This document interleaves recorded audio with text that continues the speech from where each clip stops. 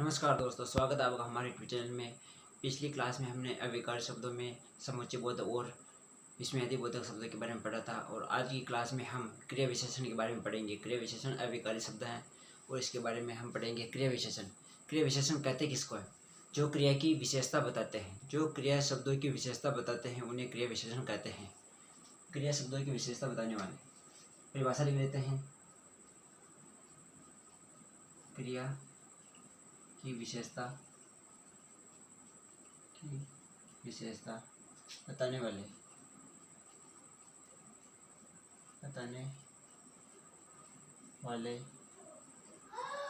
शब्द क्रिया की विशेषता बताने वाले शब्द क्रिया विशेषण है। क्रिया विशेषण क्रिया के ठीक पहले प्रयुक्त होते हैं। क्रिया विशेषण क्रिया के पहले प्रयुक्त होते हैं। क्रिया के पहले प्रयोग में होते हैं। क्रिया के पहले प्रयोग किए जाते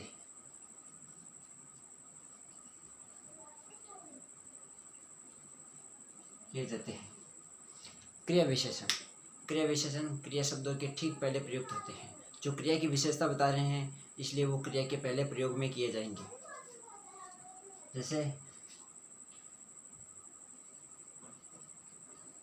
उदाहरण लेते हैं, श्याम तेज दौड़ता है। श्याम तेज दौड़ता है। दौड़ना क्या है? क्रिया है। क्रिया है।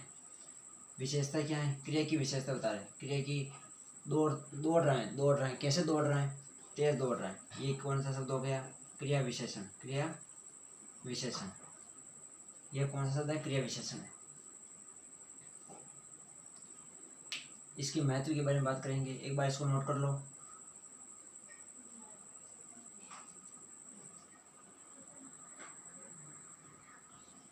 क्रिया विशेषण का महत्व क्या है? एक क्रिया विशेषण दूसरे क्रिया विशेषण की विशेषता बताता है। एक क्रिया विशेषण दूसरे क्रिया विशेषण की विशेषता बताता है। एक क्रिया विशेषण दूसरे क्रिया विशेषण की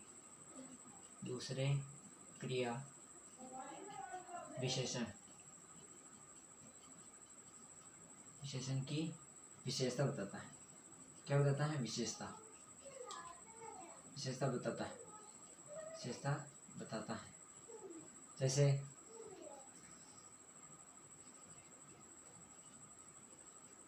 बालक ज़्यादा देर तक पढ़ता है। पढ़ना क्या है? क्रिया हो गई। देर तक ये क्या है? क्रिया विशेषण। क्या है? क्रिया विशेषण। ज़्यादा क्या है? दूसरा क्रिया विशेषण है। जब एक क्रिया विशेषण दूसरे क्रिया विशेषण की विशेषता बताता है। एक क्रिया विशेषण दूसरे क्रिया विशेषण की विशेषता बताता है। पहला क्रिया विशेषण तो ये ज़्यादा शब्द हो गया। दूसरा क्रिया विशेषण देर तक। एक क्रिया विशेषण दूसरे क्रिया विशेषण की विशेषता बताता है। जैसे बालक पढ़ता है देर तक पढ़ता है। कितनी देर तक? बहुत ज़्यादा देर तक पढ़ता है। दूसरा महत्व है क्रिया विशेषण का। दूसरा महत्व क्यों कौन सा आ गया? दूसरा महत्व के बारे में बात करते हैं। यह निश्चितता का बोध कराता है। निश्चितता का बोध कराता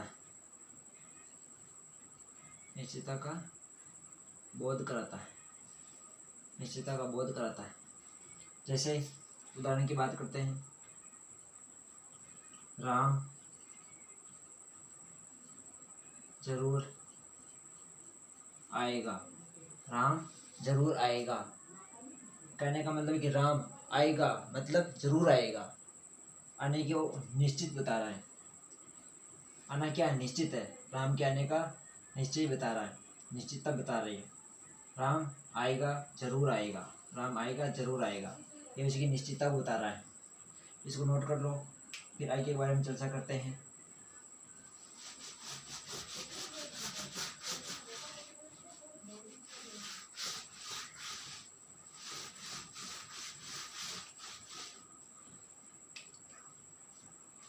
क्रिया विशेषण अनिश्चितता को भी बताता है, निश्चितता को बताता है जो सही है, पर अनिश्चितता का भी बोध कराता है, अनिश्चितता का बोध कराता है, निश्चितता का बोध कराता है, निश्चितता का क्या कराता है, बोध कराता है। जैसे राम शायद आएगा, राम शायद आएगा, आएगा ये क्या है, क्रिया हो गई, शायद आएगा। शायद मतलब पता नहीं है, मालूम नहीं कि आएगा या फिर नहीं आएगा, यहाँ पर अनिश्चितता का बोध हो रहा है, आ भी सकता है और यहाँ पर नहीं भी आ सकता है, शायद लगा हुआ है, शायद शब्द आ रहा है, इसलिए यहाँ पर आएगा या नहीं आएगा ये मालूम नहीं है, अनिश्चितता को बोध कराता है। चौथा आता है स्वीकृति, चौथी विशेषता आती है स्वीकृति का भी बोध कराती, क्रिया विशेषण स्वीकृति, स्वीकृति का बोध, क्रिया विशेषण स्वीकृति का भी बोध कराती है। जैसे कोई हमसे पूछ रहा है कि मैं जाऊं, तो दूसरा उत्तर में क्या कह रहा है कि हाँ जाओ, हाँ जाओ, हाँ स्वीकृति है, उस आदमी की क्या है, स्वीकृति है, वो क्या कर रहा है कि हाँ तुम जाओ, तुम जाओ, वो हाँ कर रहा है, स्वीकृति दे रहा है कि हाँ तुम जाओ। पांचवा महत्व आएगा निषेधता, क्या आएगा, निषेधता, एक बार इसको नोट कर लो।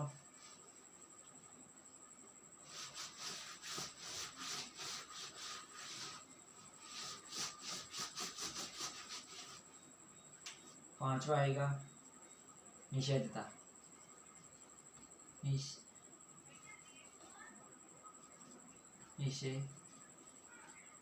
निषेधता का बोध भी कराता है, निषेधता का बोध कराता है। कोई आदमी कह रहा है कि मैं जाऊं, तो इसके प्रत्युत्तर में दूसरा आदमी क्या कर रहा है कि मत जाओ, मत जाओ, मना कर रहा है, मना कर रहा है, निषेध कह रहा है कि मत जाओ, मना कर रहा है, निषेधता का बोध करा रहा है, मत जाओ, निषेधता का बोध करा रहा है। छठा आएगा हमारे क्रिया के होने की दिशा व स्थान का बोध कराता है, क्रिया के होने की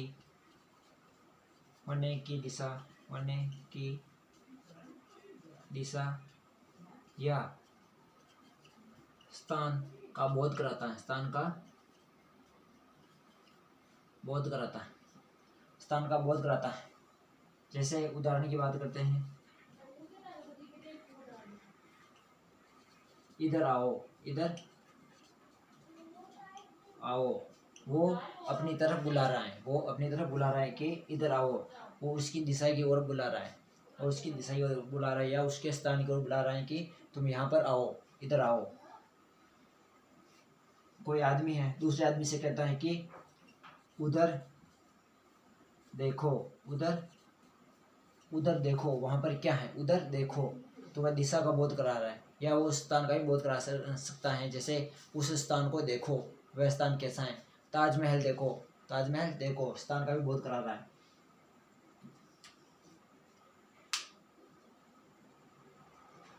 पहले इसको नोट कर लो, फिर आगे के बारे में चर्चा करेंगे।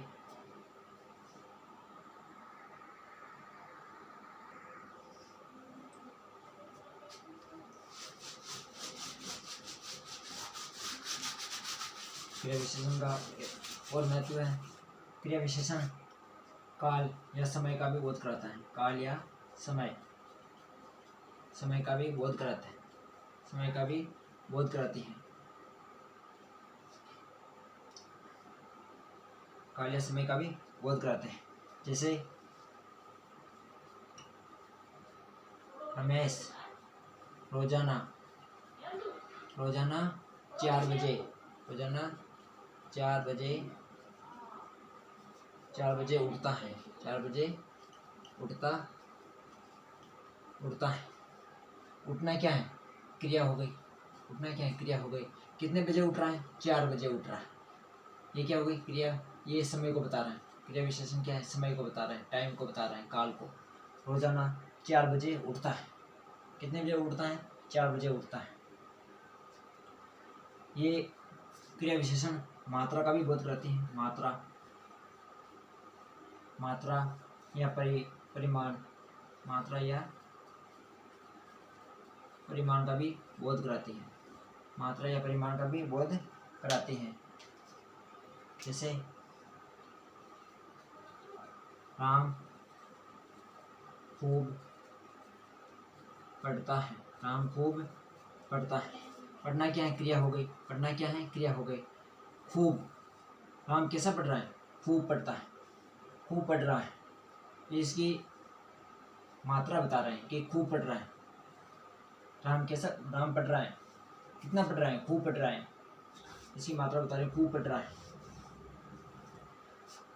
जैसे एक और उदाहरण लेते हैं, राधा ज्यादा सोती है, राधा ज्यादा सोती है, राधा, सोना क्या है, क्रिया हो गई। ज्यादा, ज्यादा यानी परिमाण को बता रहा है या मात्रा को बता रहा है कि राधा है जो ज्यादा सोती है, राधा है जो ज्यादा सोती है। एक और महत्व है क्रिया विशेषण का, क्रिया विशेषण का एक और महत्व है, यह है क्रिया के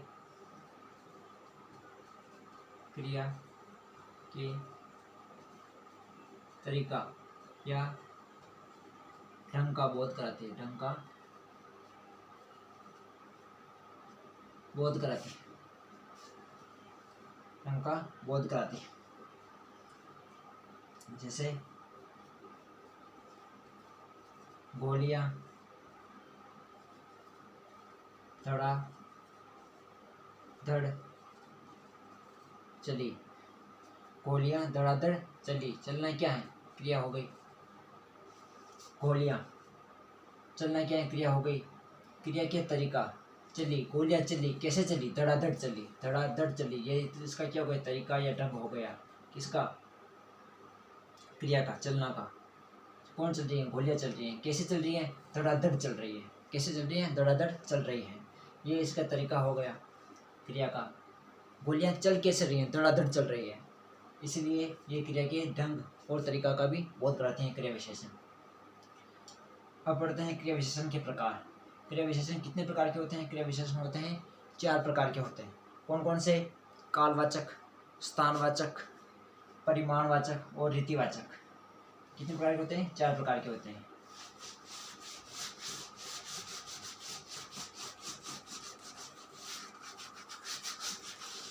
क्रिया विशेषण के प्रकार कितने होते हैं, 4 प्रकार के होते हैं। पहला प्रकार कौन सा आएगा, पहला प्रकार आएगा कालवाचक,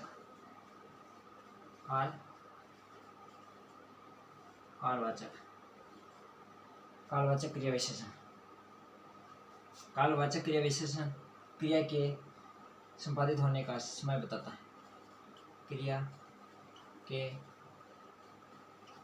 संपादित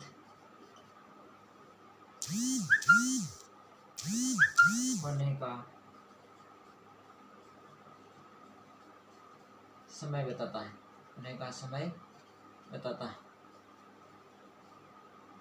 क्रिया के संपादित होने का समय बताता है। जैसे उदाहरण की बात करते हैं,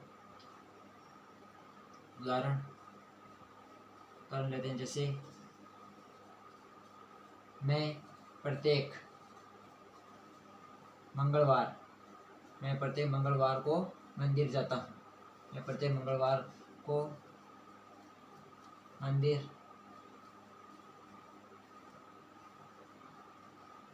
जाता हूँ, मैं प्रत्येक मंगलवार को मंदिर जाता हूँ।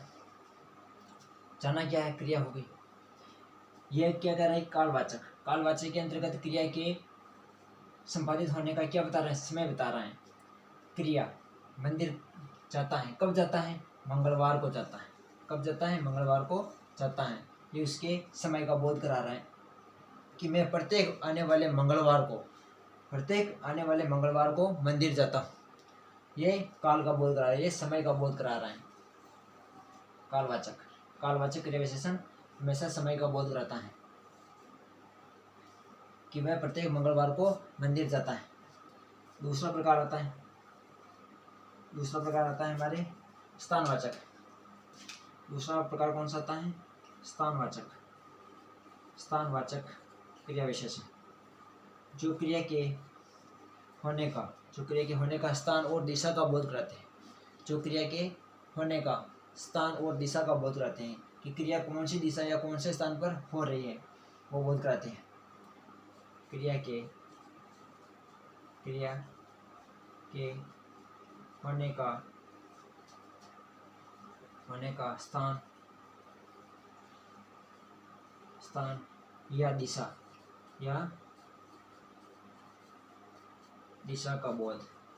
का बोध कराते हैं। दिशा का बोध कराते हैं। जैसे उदाहरण की बात करते हैं। उदाहरण, मोहन कक्षा में बैठा है। ये क्या कर रहे हैं कि स्थानवाचक क्रिया विशेषण में स्थान और दिशा का बोध होता है। इसमें मोहन कक्षा में बैठा है। कहाँ बैठा है? क्रिया कहाँ पर हो रही है? कक्षा में हो रही है। क्रिया क्या है? बैठना। कहाँ बैठा है? मोहन कक्षा में बैठा है। कक्षा में ये स्थान को दर्शा रहा है कि कहाँ बैठा है? कक्षा के अंदर मोहन बैठा है। यह स्थान का बोध करा रहे हैं। एक बार इसको नोट कर लो। फिर तीसरा प्रकार के बारे में बात करेंगे, परिमाणवाचक क्रिया विशेषण।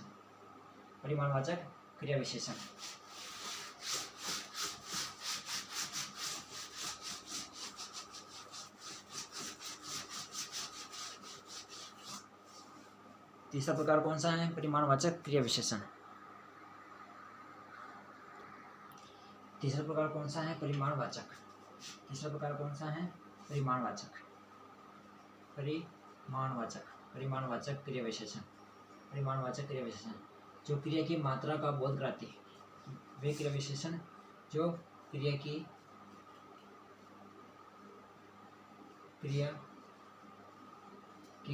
मात्रा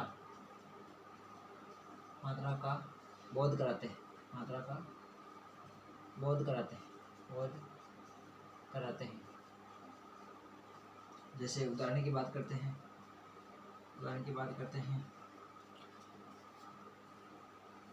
सीता खूब पढ़ती है। पढ़ना क्या हो गया? क्रिया। कैसे पढ़ती है? खूब पढ़ती है। सीता खूब पढ़ती है। यहाँ पर उसकी मात्रा बताई जा रही है कि सीता खूब पढ़ती है। क्रिया की मात्रा का यहाँ पर बोध हो रहा है। क्रिया क्या है? पढ़ती है। कैसे पढ़ती है? सीता खूब पढ़ती है। बहुत ज़्यादा पढ़ती है, खूब पढ़ती है। ये इसकी मात्रा का बोध हो रहा है। चौथा प्रकार आता है आपकी रीतिवाचक क्रिया विशेषण। रीतिवाचक क्रिया विशेषण की बात करते हैं। यह क्रिया के होने का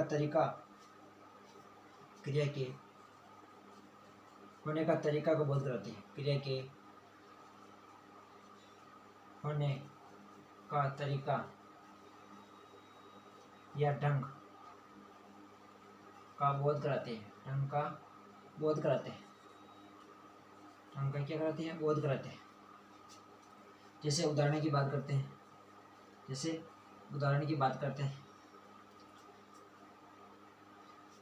बस फटाफट भर गई।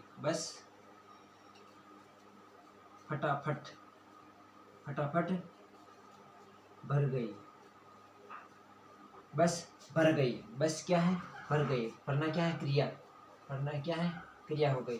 फटाफट, बस कैसे भरी? फटाफट भर गई। ये उसकी बस भरने की तरीका या उसके ढंग का बोध करा रही है क्रिया विशेषण। नीतिवाचक क्रिया विशेषण के अंतर्गत क्रिया के होने का तरीका या ढंग का बोध होता है। बस कैसे भरी, फटाफट भर गई। क्रिया विशेषण टॉपिक आज का आप समाप्त हो गया।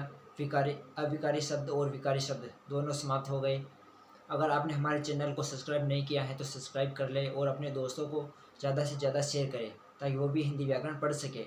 अपने दोस्तों को ज़्यादा से ज़्यादा शेयर करना मत भूलना। और जो सब्सक्राइब करते समय जो साथ में बेल आइकन आता है उसको भी दबा देना। धन्यवाद।